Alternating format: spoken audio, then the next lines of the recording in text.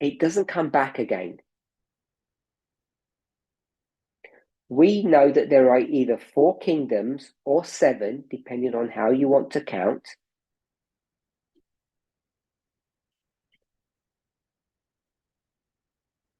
We have now stopped calling them the kingdoms of Satan. These are the kingdoms of this world.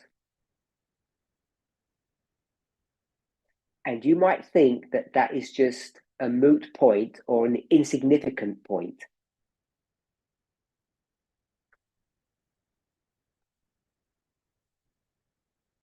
But as time goes on and there are more studies on this subject, you will see why this change of perspective has occurred.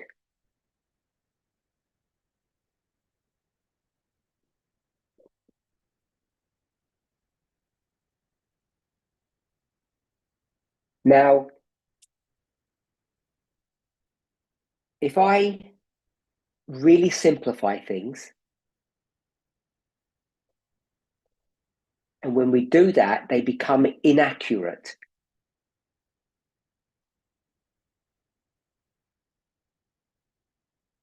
So I want to say in this picture work that we have,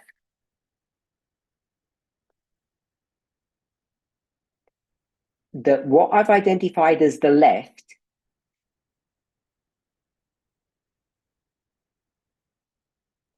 this would be the 6th kingdom.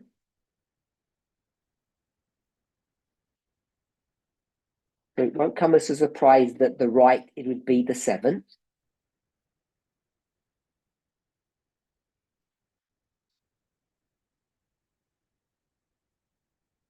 And the 6th and 7th would be Revelation 17.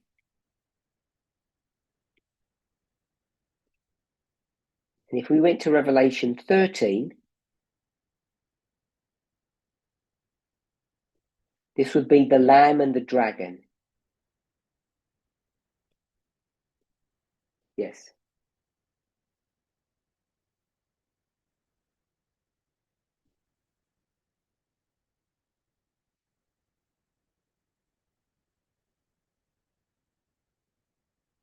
Okay, so did Curtis hear that?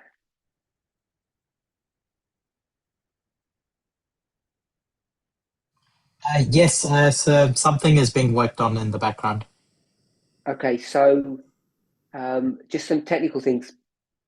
Penny will, if Curtis can work with Penny to arrange the link and have it shared with the English speaking members. And then, if you're an English speaker and you don't need any translation, you can gravitate to the YouTube live stream link that will be provided on the media broadcast. Perfect. All done. You can continue. Okay, so within a few moments, our non-English speakers should be able to rejoin if they continue to try.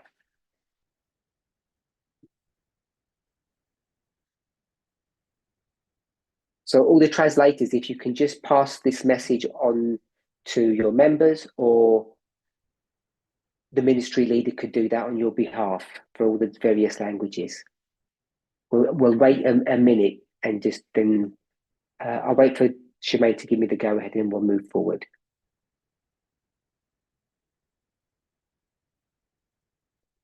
I apologize for that. I should have anticipated that before.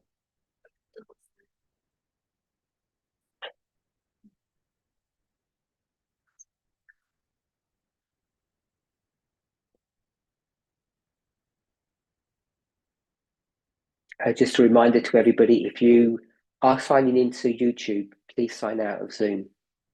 Don't register. Don't be in a meeting in both places.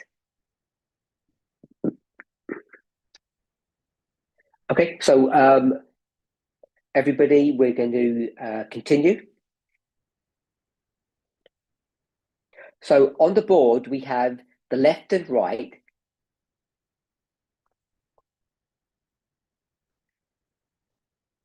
And that left and right that's at the top of the board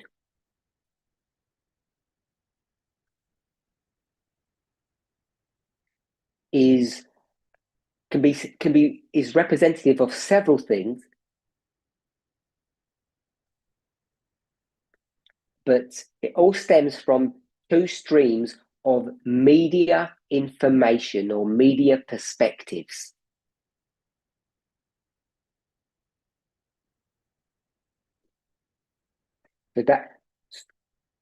So that's where it began. That's where the change happened.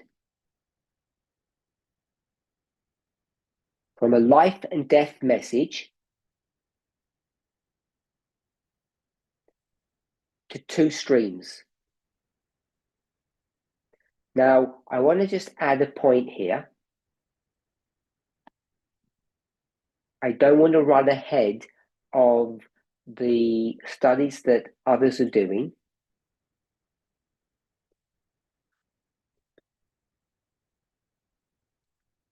But I just want to remind us, if I can say it that way,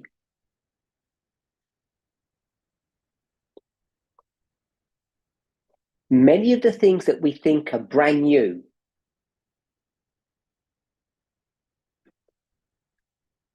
some shocking new piece of information,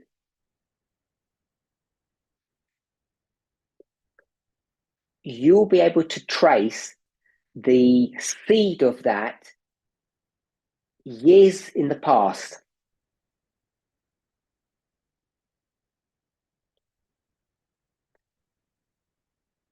So I'm not going to develop this thought,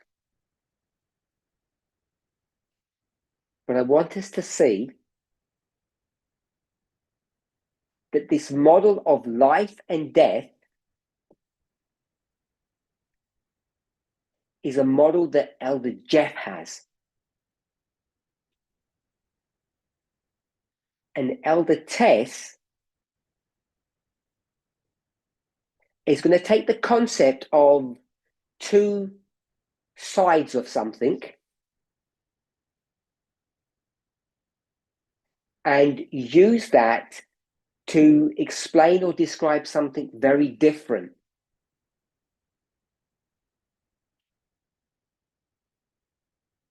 So she's going to say,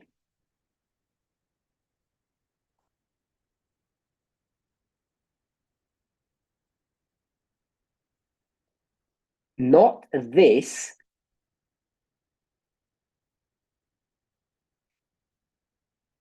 but this.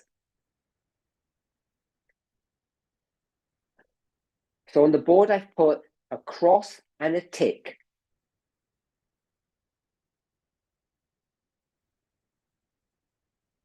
She doesn't develop this idea.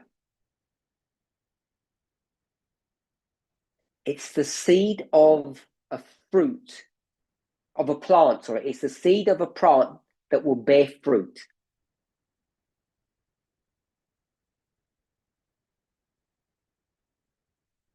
She says this is not a model about life and death.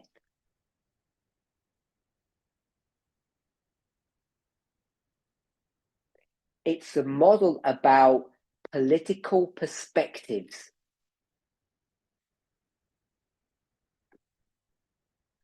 Throw away life and death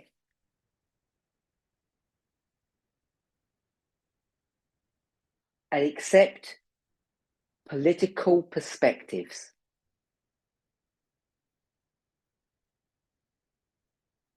Institutional ideas. Many of us feel that we listen to her.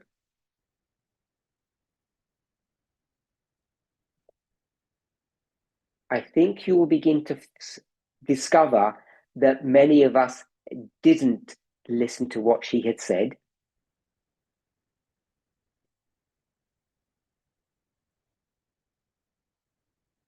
It's not because we didn't watch the presentations.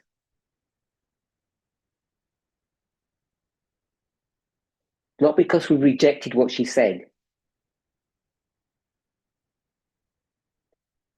It's because having ears, we couldn't hear.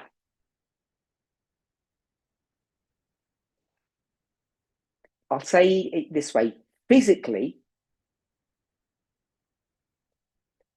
intellectually. Let's use the term intellectual, not physical. Intellectually,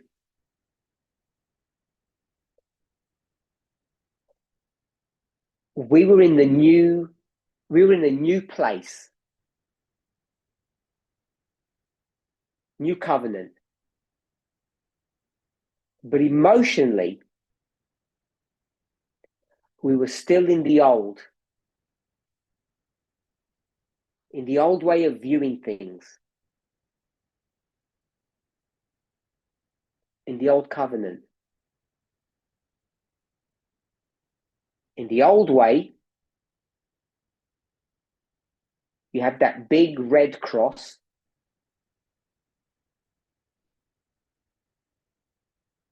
In the new way, you have this big, beautiful blue tick.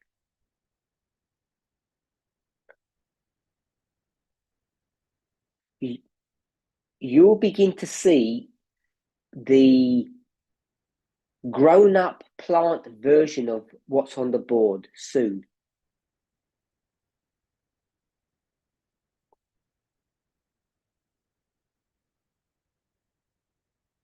But she taught us these ideas 8 years ago. So when Blessing says he's teaching nothing new, it is true.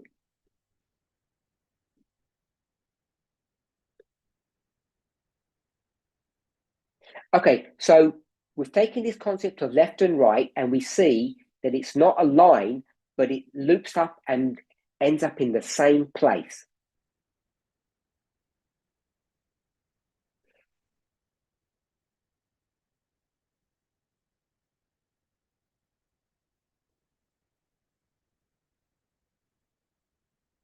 So Elder Tess is telling us, if you think you've rejected the far right, be careful.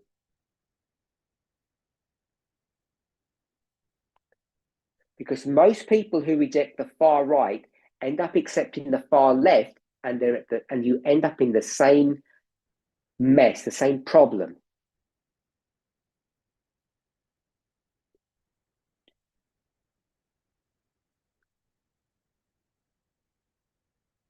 Now, I want to change what left and right mean for a moment.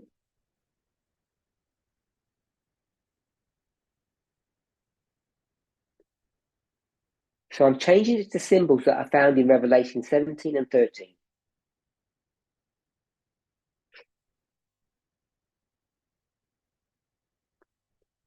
It's the 6th and the 7th, the lamb and the dragon.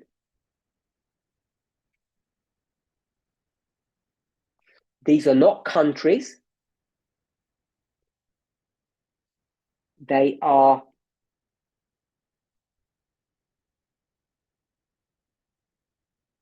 philosophical ideas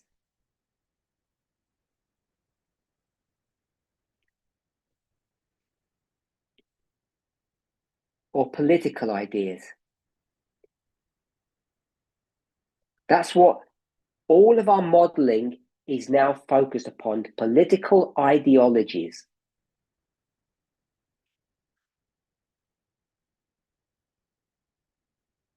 Because we've all learned that this is all happening within the glorious land.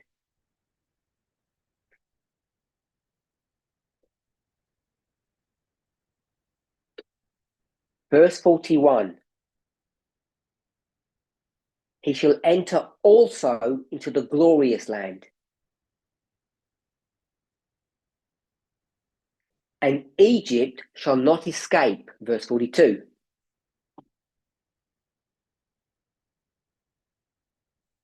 So this line that I'm about to draw now, we have seen over and over again.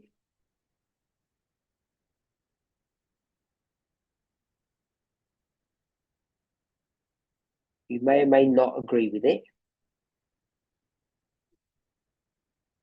You may or may not understand it. So the Sixth Kingdom comes to its end in 2021.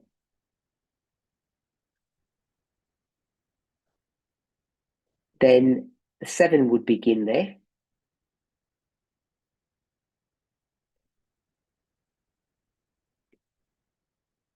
And we could take this whole relationship between the two and use different waymarks.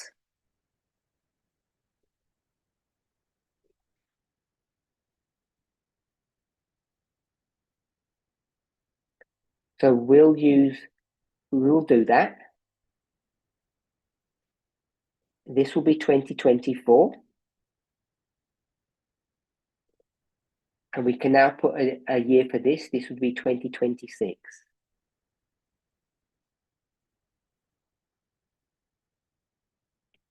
And we could take the relationship between the sixth and the seventh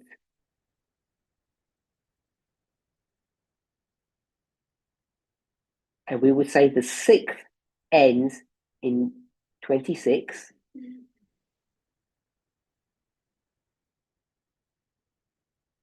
And then we could place the seventh here.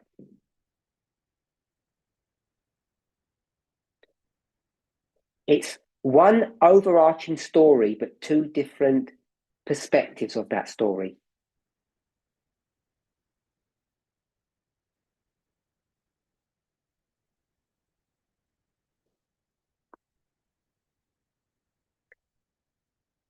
What's significant is that you come to a place where it all ends. And this is the story of Daniel 2.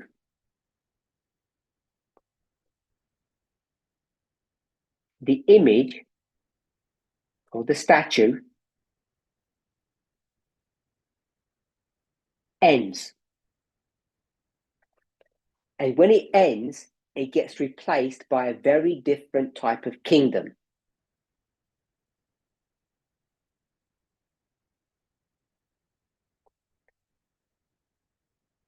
A kingdom that is not of this world. So what we know, whether you use Daniel 2, whether you use this line that we've seen here that's showed on the board,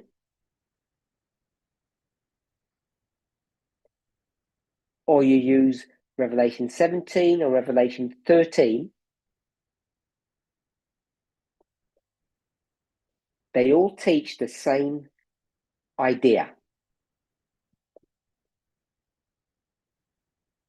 The same truth. That when the sixth comes to its end, it ends. It will be replaced by the seventh. And when the seventh comes to its end, there is no replacement after that. There is no kingdom of the earth that comes after number 7.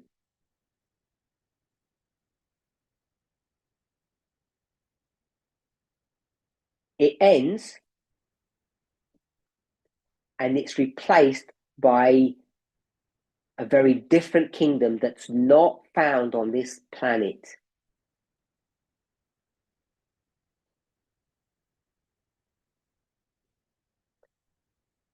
Because it's a kingdom that thinks in a very different way.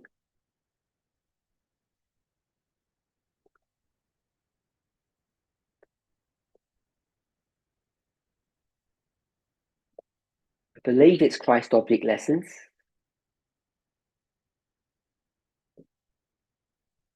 This is the kingdom of the mustard seed.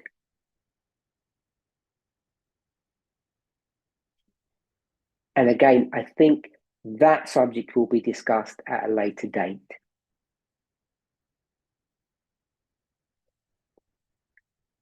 What we need to understand is that the sixth kingdom wanted to do, yes, we need to understand that the sixth kingdom wanted to do good.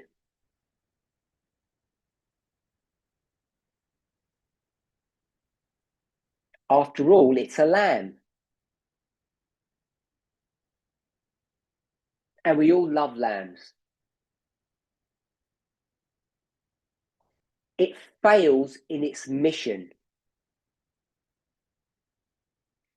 The left comes to a grinding halt. It stops. The left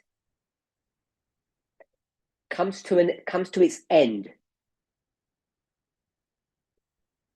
It does not come to its end because of some Republican politicians.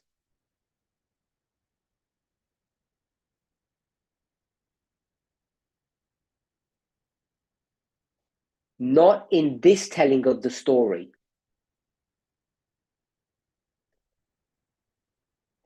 It comes to its end because the government is by the people.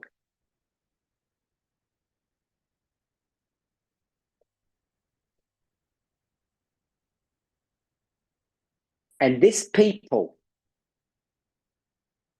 who had chosen the sixth,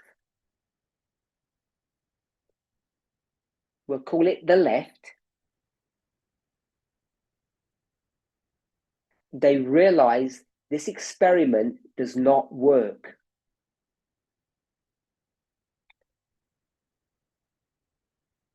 So they choose a different way to live, which we call the seventh. And where it gets messy or problematic is because in inspiration, it's called the dragon or Mystery Babylon. So the whole imagery is one of negativity or evil.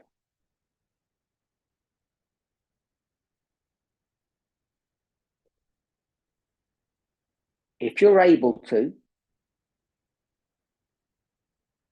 if you're willing to, we must change our perspective. And that's not easy to do.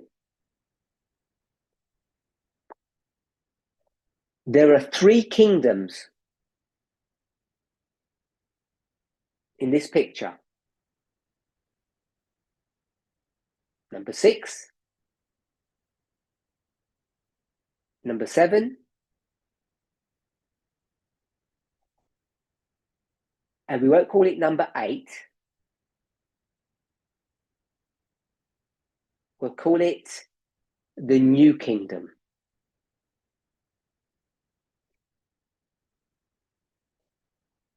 The 6th, the 7th, and the new.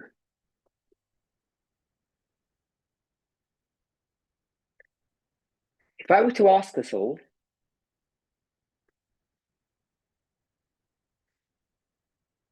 list which one is good and which one is bad.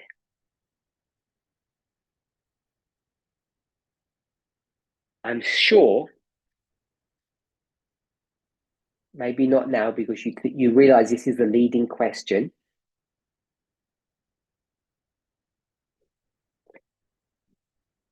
You would have said good, bad, good.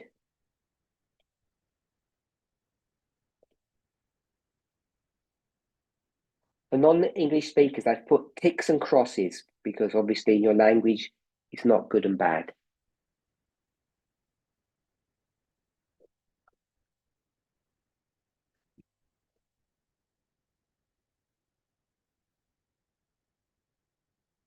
So if I ask the question now, you're all going to say, even if you don't understand, that they must all be good.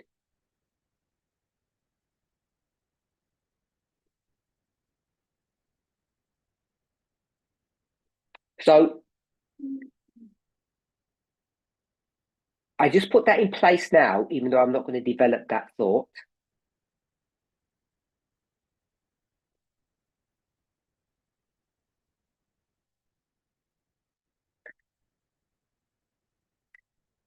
In this graphic here, I've got the seventh kingdom starting either in 2021 or 2026.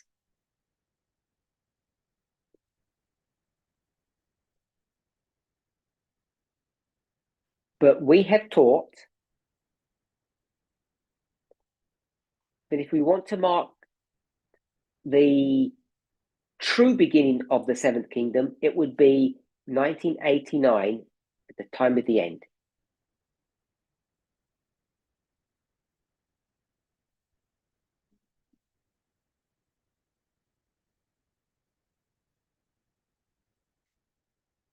Now this, we'll go all the way to the beginning. This liberal international order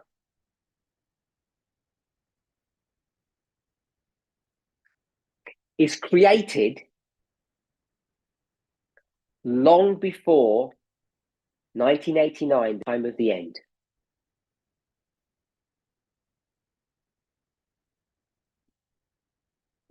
We'll discuss the date. I know many of you know it.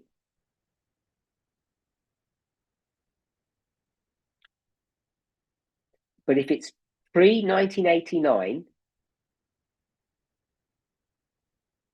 then it would have been the sixth kingdom that creates the liberal international order.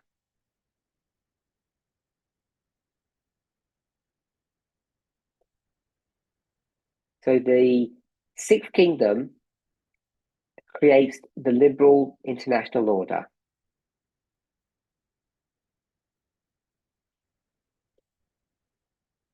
And if we just go with this first line, we know that the sixth kingdom is good, so you know the liberal international order is also good.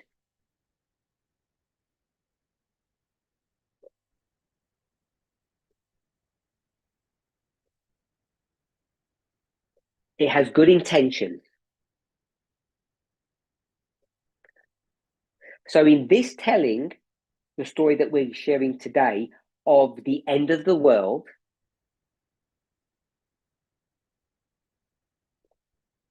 how you go from one kingdom to the next, we see that in the history of the sixth kingdom, which began at the time of the end in 1798 now,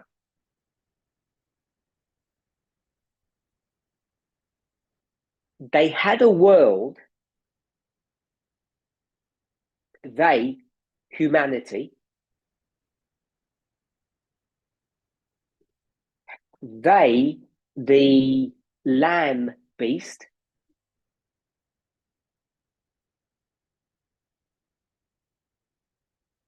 the sixth kingdom,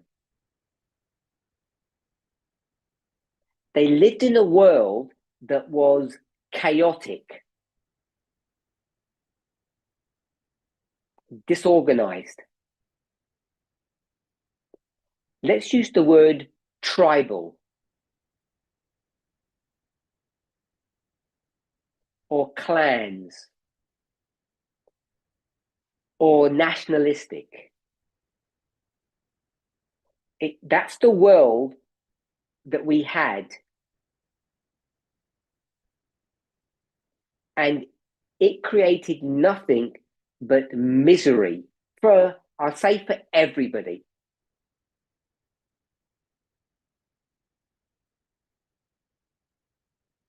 If it didn't directly cause misery for everybody,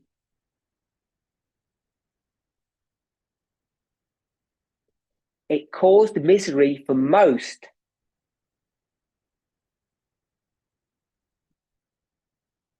For the remaining few, If it didn't cause misery, it caused fear.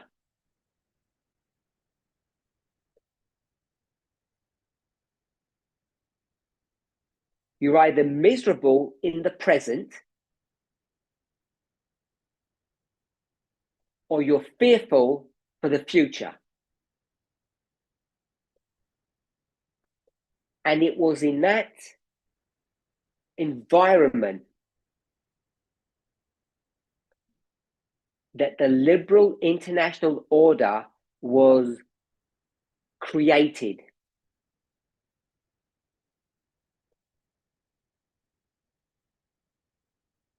In that environment, it was born.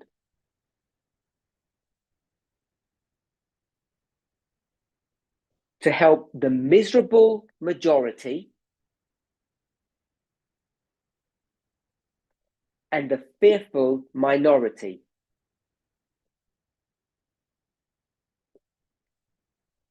And it was broadly successful.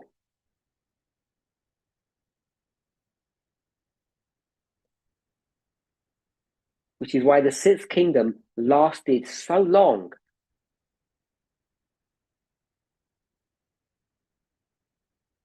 So what I want to see in the standard model that we have of the end of the world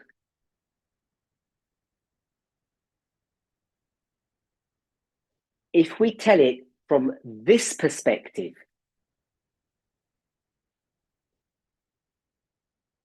the Sixth Kingdom, the Lamb, is born, so that kingdom is born 1798 by people who had good intentions.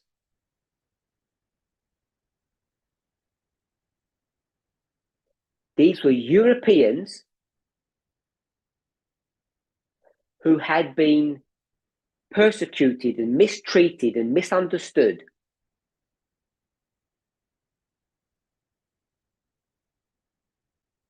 And they went to a place to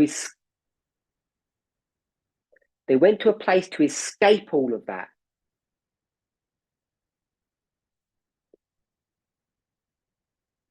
This is the story of Revelation 12.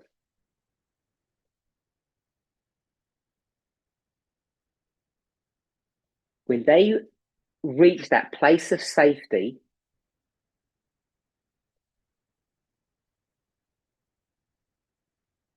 they made a vow, they made a promise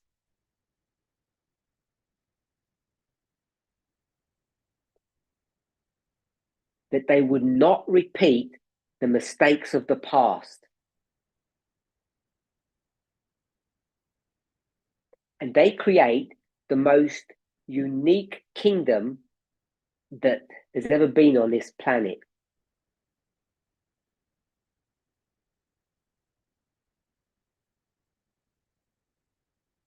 They had their own experience,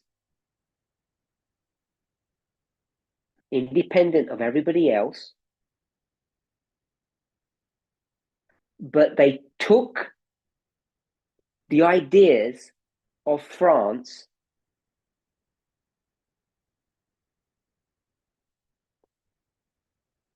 and developed those ideas to a state that the world had never seen before.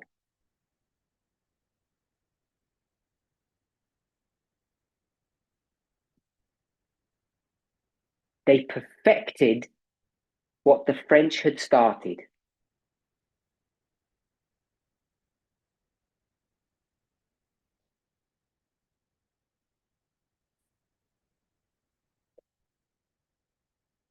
This is a fledgling kingdom. Fledgling means a baby kingdom.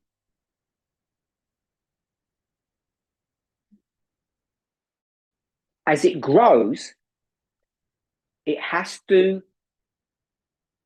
know how to behave properly.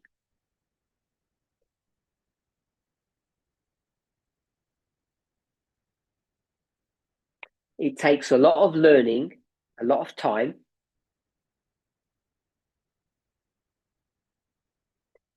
but eventually it realizes the solution to everybody's problem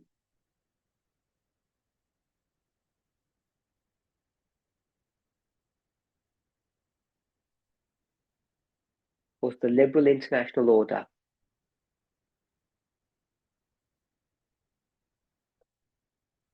Now, you have heard of the term manifest destiny.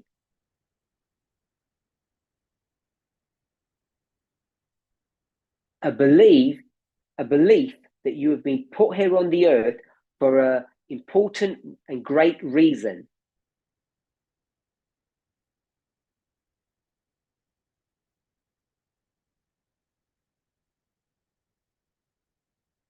That sixth kingdom had a self-awareness of their role on this planet.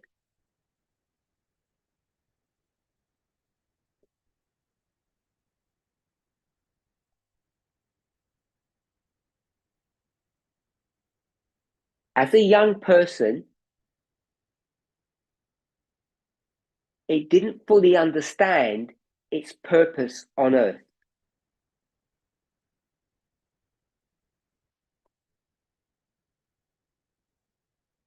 So when we speak about manifest destiny,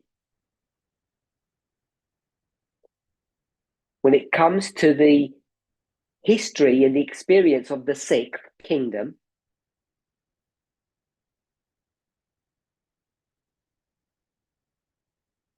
in many ways, it's an ugly, terrible story.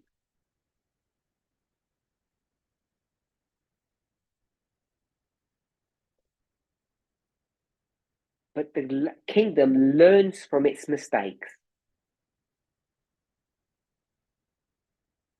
It holds on to the manifest destiny,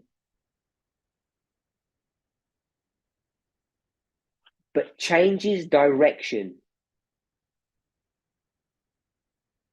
That is what the liberal international order is.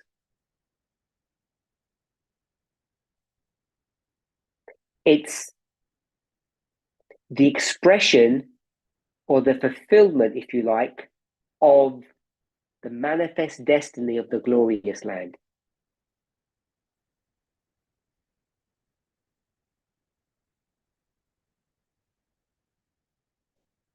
If all that's true, how can you have a kingdom that comes after that?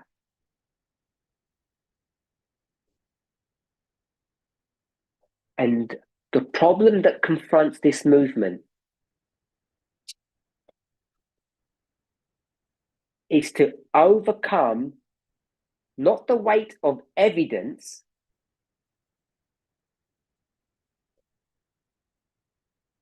but the weight of prejudice. Because who are we prejudiced against? Who don't we like? So if anybody from IPR wants to answer that question, go ahead, or I'll give you the answer.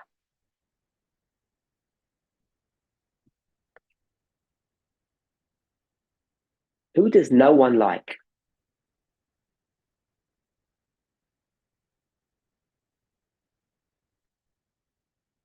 Give me a couple of seconds and I'll let you know my thoughts.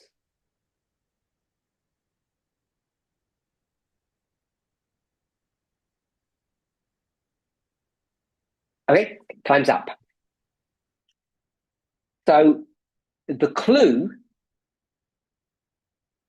is found in Revelation 13. The Lamb of God,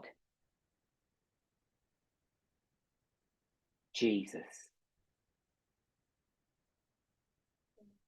Who's the opposite? Revelation 13 is the dragon. And if the Lamb is Jesus, who's the dragon?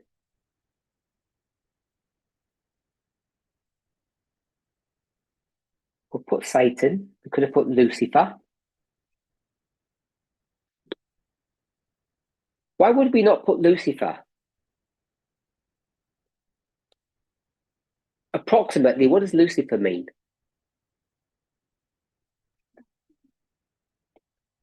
Bad or good? We know the answer to that. So we have to use Satan because we want to turn the dragon into something bad.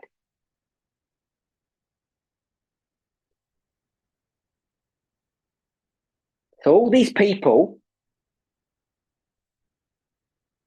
who are part of the sixth kingdom,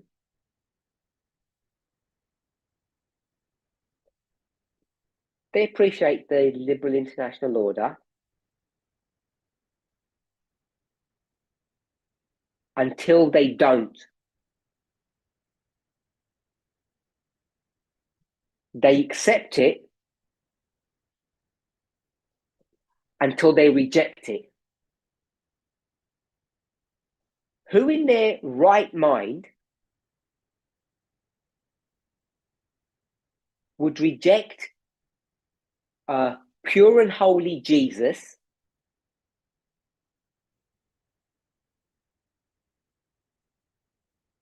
and accept a demon with horns and glaring eyes?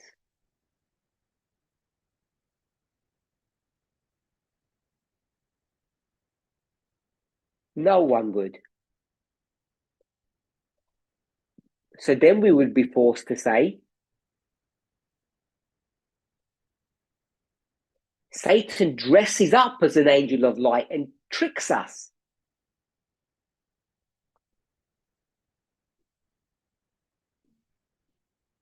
Without proving it, I want to suggest that methodology, if you follow the rules of parable methodology, you would be forced to say that that is not an acceptable model.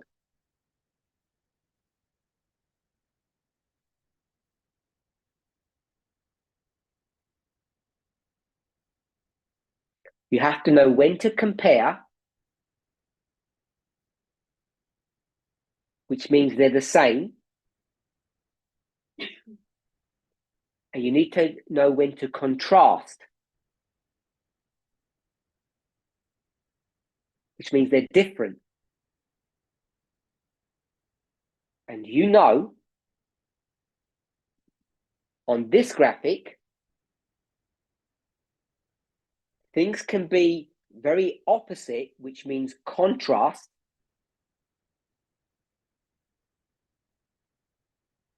And they can also be the same, which is compare. So the liberal international order is rejected.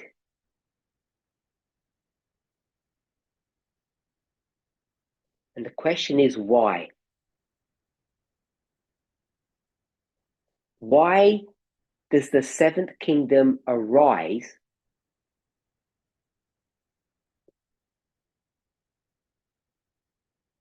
and destroys the liberal international order? Now, if you're on the left, if you're a Democrat,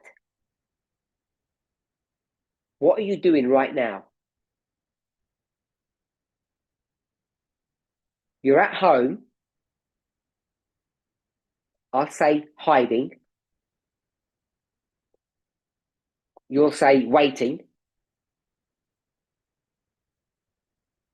And you're waiting for 2 years in the hope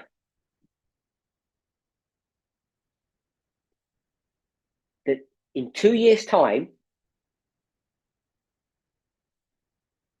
we're going to get rid of the seventh kingdom, the right,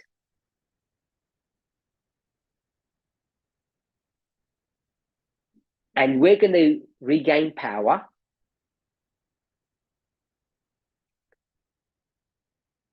And it will be business as normal.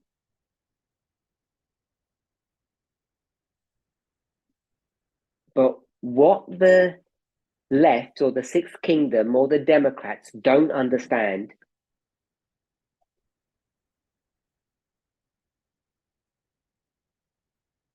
well, they don't understand prophecy for one thing. They don't understand that the end comes after 7.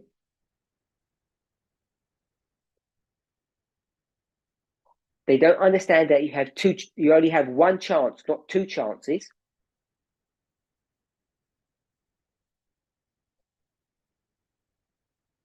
But what they really don't understand is that you cannot resurrect the liberal international order.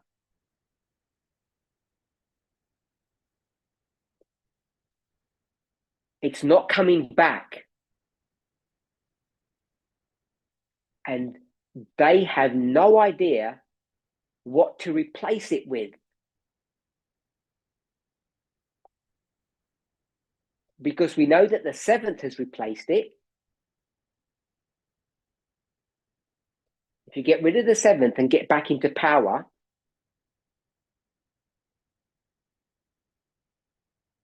you have to know what order you will now have.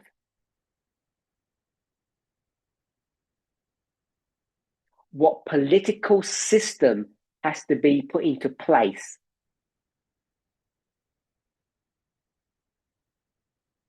And you can't simply just go back to the old way of doing things, which is the liberal international order.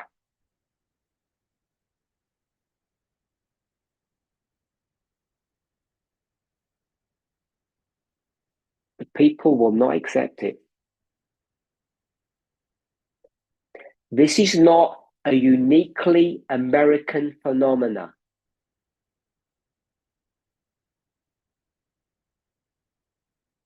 We can see it in its full glory in Europe. And if you can't see it in other places of the world, given enough time, you would see it.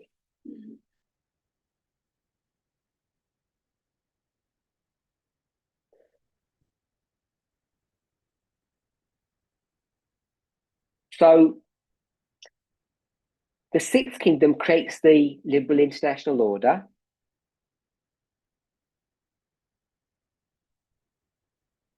The Seventh Kingdom creates something to replace it.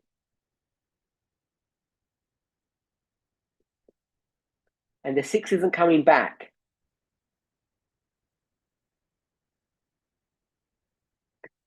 The Seventh Kingdom, we'll now call it the King of the North, will come to its end.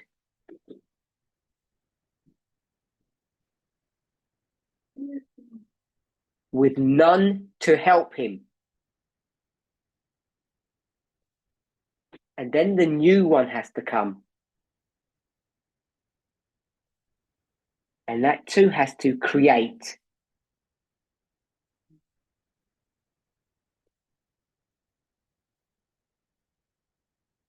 What each of these kingdoms is creating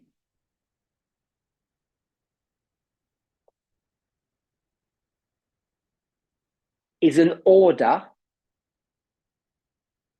or a way of life, or if you borrow a word that Elder Tess used, a culture.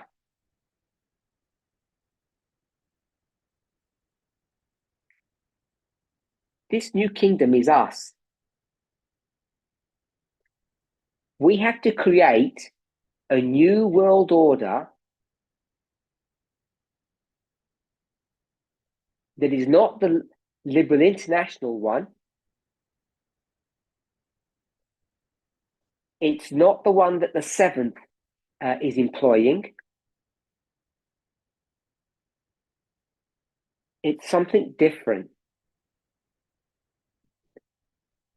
We've taught, it's now on the board, that the seventh kingdom, here where I'm pointing this arrow, came into being in 2021. under the reign of a good woman. So I hope we all understand that word picture, that model.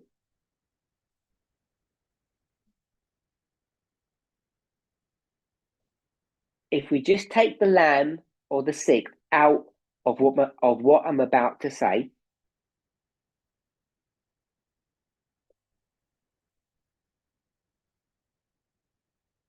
all the other 6 kingdoms, like the 7th, or including the 7th, they start off good.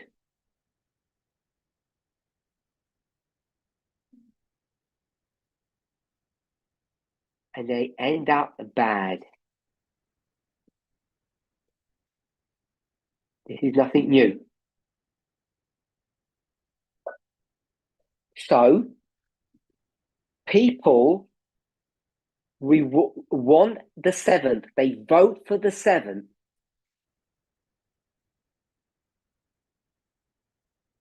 because they want a change. They do not want to be led by demons. And in this model that we have here, this political picture,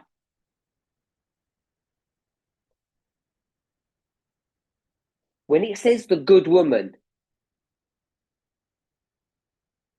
when it says the 7th is good, that is not a wolf in lamb's clothing.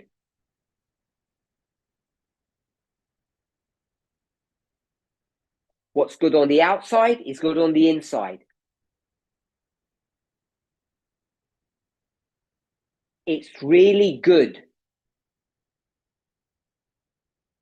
It really is not satanic. It's more Luciferian, from Lucifer, which is a kingdom of light, not darkness. So whatever the people want, when they want to remove the liberal international order and replace it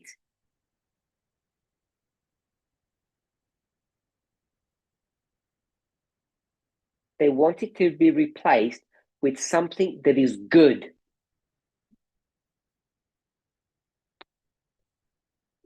And the definition of good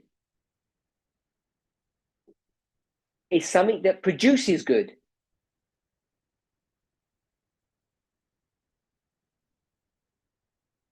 The 6th promised to do good.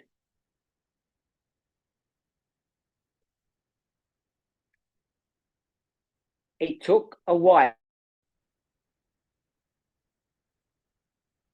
It took a long while for people to realize it wasn't working.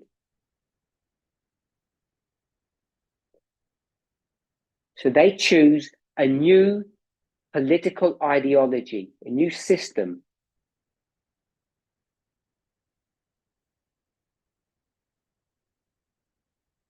A new kingdom, which genuinely promises to do good.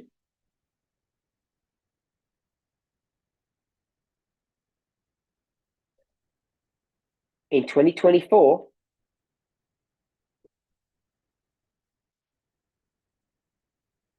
we would have been, if the Democrats have won, we still would have been in the 7th kingdom. And they genuinely would be doing good things.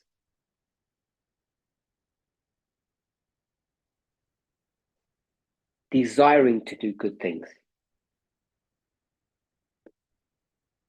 So we need to rethink our understanding of the seventh kingdom.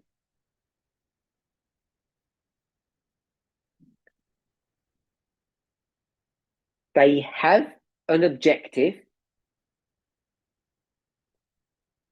which is what? So they would say MAGA, and they would say this is a great thing, an upward pointing arrow.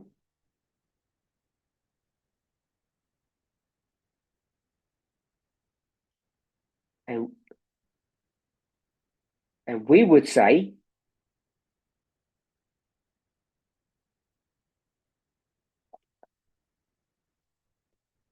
that's a bad thing, because we would say it's selfish, because they only think about themselves, the Americans.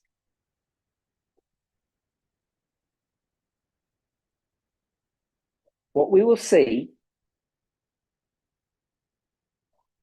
as in future studies, as we unpack the liberal international order,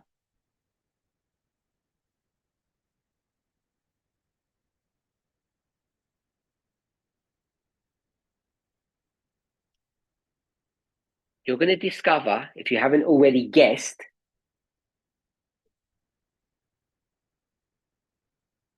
that they were also MAGA. They wanted to make America great too.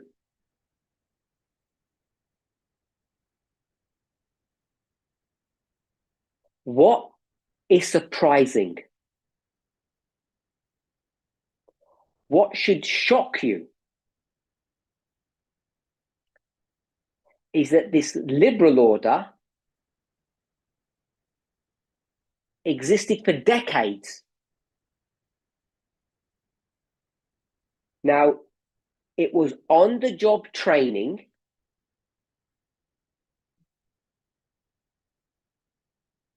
The Sixth had already been there for 100 years.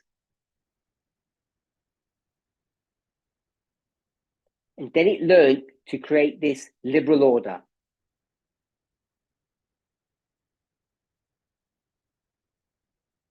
Seventh Kingdom, they have to design their order before they get into power.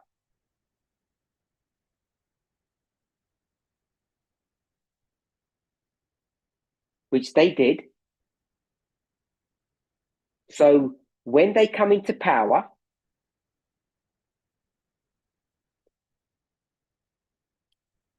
in 2024,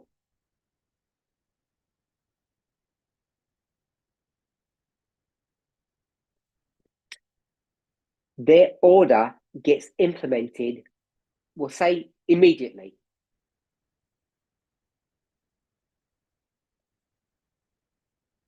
It happens beginning 2025. They don't call it an order, they call it a project.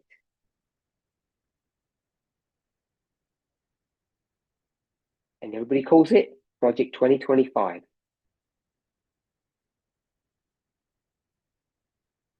Is that a good thing or a bad thing?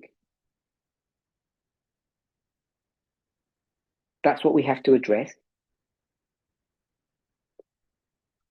And then there's us.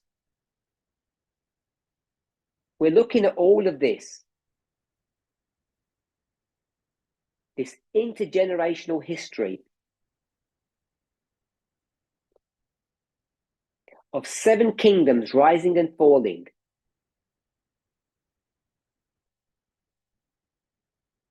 And what is so surprising is the speed. What is so surprising is the speed of the last kingdom.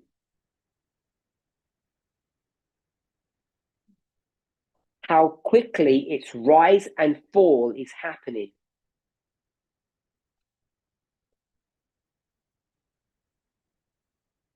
after decades of preparation, Elder Tess spent hundreds of hours showing you this.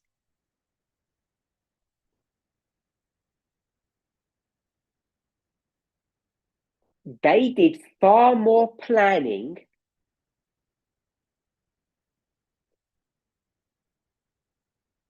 the seventh than the sixth ever did.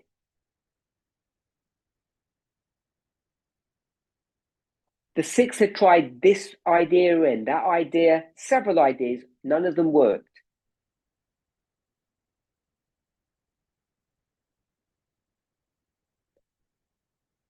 Then it's almost like on the back of an envelope, they create the liberal order.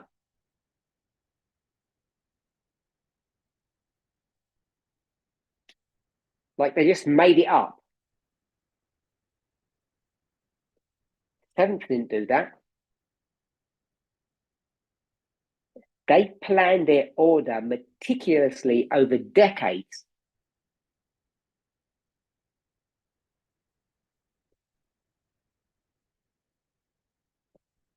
We simply call that Project 25. And they dismantled the liberal order at breakneck speed, really fast.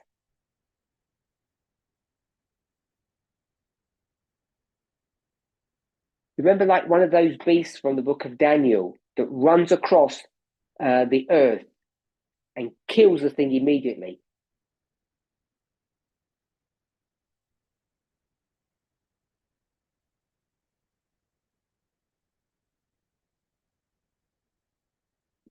It's a wonder to see that.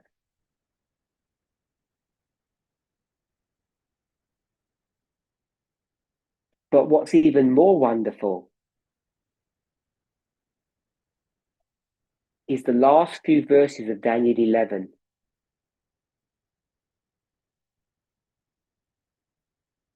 He shall be troubled as soon as Egypt is taken.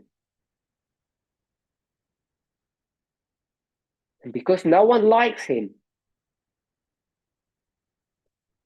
no one shall help him. And then the end comes and it's our turn.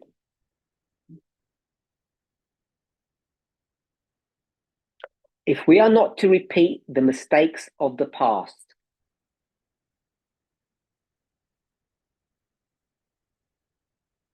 or the present, we must learn. So in the next few presentations that I will be doing, I want to discuss more about the Liberal International Order, its history,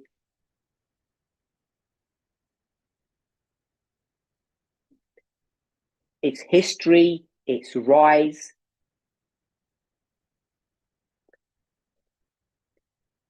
its positive aspects and its negative aspects, and why it eventually came to its end. Why it was rejected.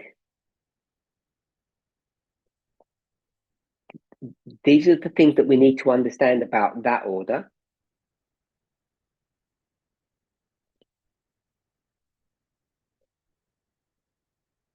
Once we've done that,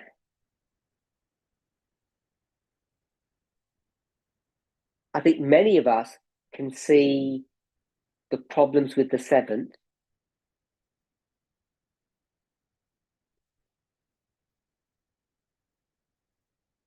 And then it comes to us trying to understand who and what we are.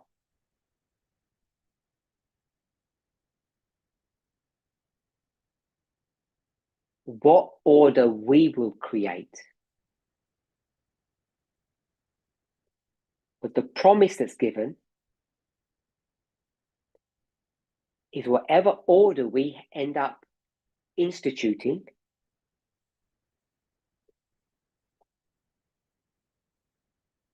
it will last forever. Let's pray.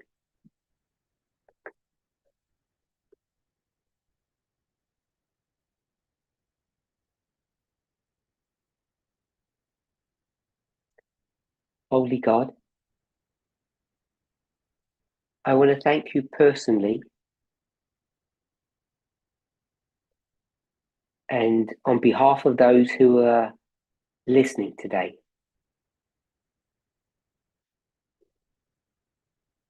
That you would help us to understand the political events that have occurred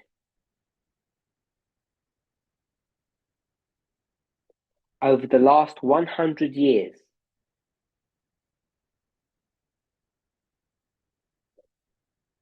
that have brought us to this point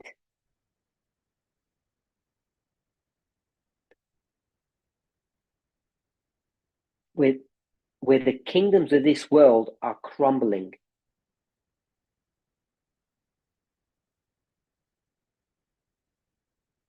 The weakness of the political orders that exist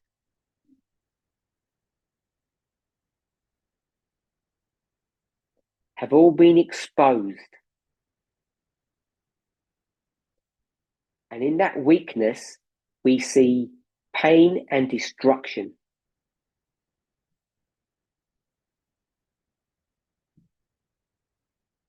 Help us to learn these lessons that we may fulfill our destiny. That we won't make the same mistakes.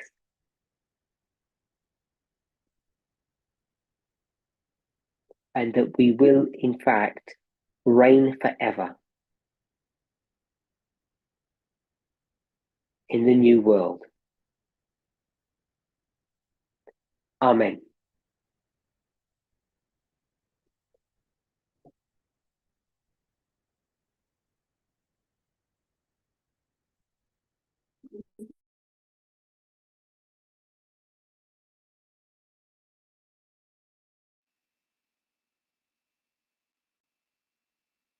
Thank you so much, Elder Parmenter.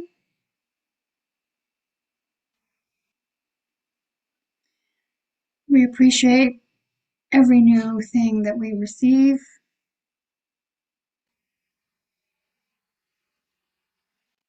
With a desire to learn and understand.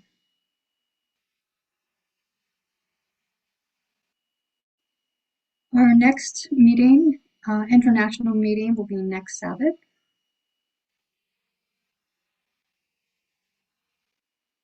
And we're working very hard to get the local messages posted quickly for you.